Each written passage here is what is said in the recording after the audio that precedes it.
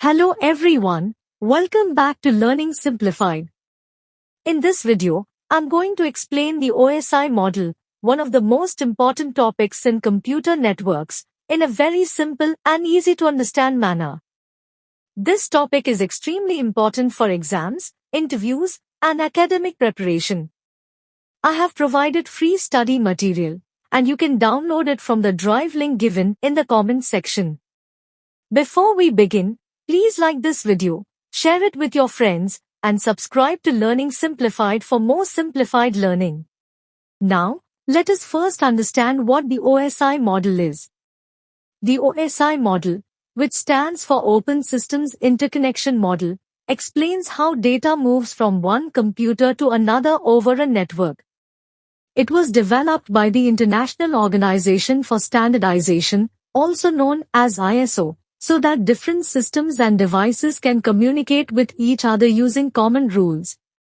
Instead of handling communication as one complex task, the OSI model divides the entire process into 7 different layers, where each layer performs a specific function. This layered approach makes networking easy to understand, easy to design, and easy to troubleshoot. Now, let us understand why the OSI model is needed. The OSI model breaks complex communication into simple steps, helps students understand networking layer by layer, makes error detection and troubleshooting easier, and acts as a standard reference model for all networking protocols. Now, let us look at the layers of the OSI model.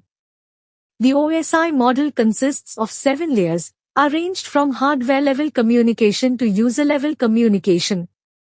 At the sender side, data flows from layer 7 to layer 1, and at the receiver side, data flows from layer 1 to layer 7.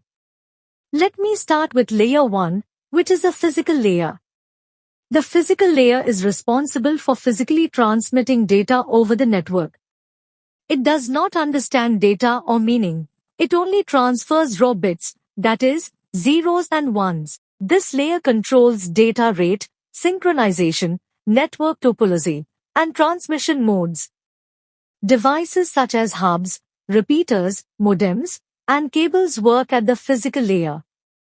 Simply put, this layer just moves bits from one device to another. Next comes layer 2, which is the data link layer.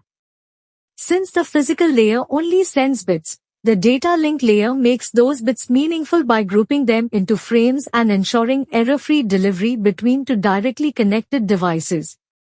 The data unit of this layer is called a frame, and it uses MAC addresses for communication. This layer is implemented by devices such as switches and bridges. The main functions of the data link layer include framing, physical addressing, error control, and flow control. Overall, this layer ensures safe and reliable delivery between directly connected devices. Now, let us move to layer 3, which is the network layer. When data has to travel across multiple networks, the network layer decides the best path for the data to reach its destination. The data unit of this layer is called a packet, and it uses IP addresses.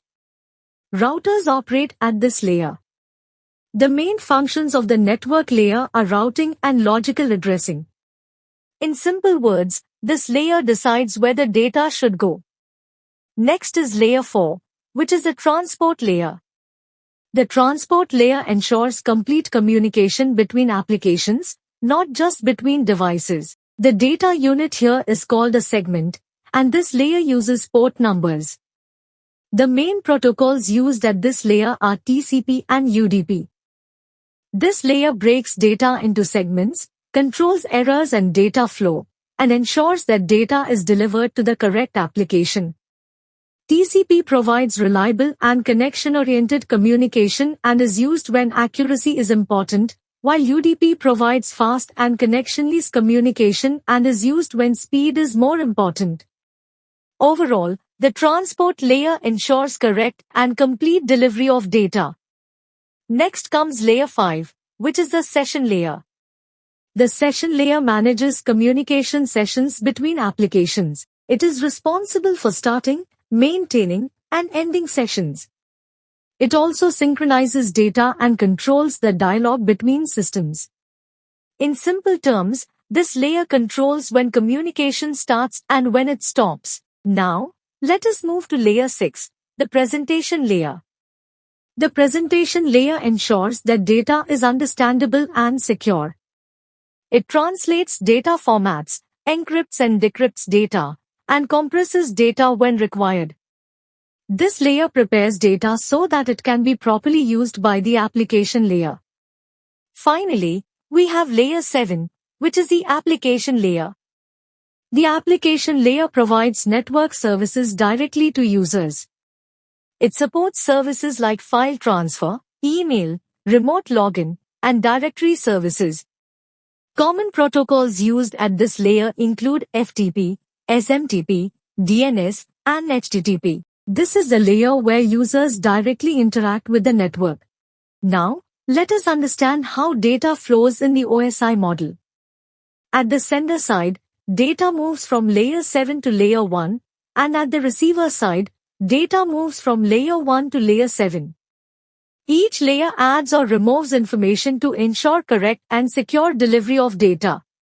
To conclude, the OSI model simplifies network communication by dividing it into 7 connected layers, where each layer has a specific role. This makes networking easy to learn, implement, and troubleshoot. I hope this explanation helped you understand the OSI model clearly. Don't forget to download the free study material from the Drive link in the comments section. If you want any topic for your exam, interview, or academic preparation, kindly comment the topic below, and I will make it learning simplified for you. Please like this video, share it with your friends, and subscribe to Learning Simplified. I'll see you in the next video. Until then, keep learning and stay simplified.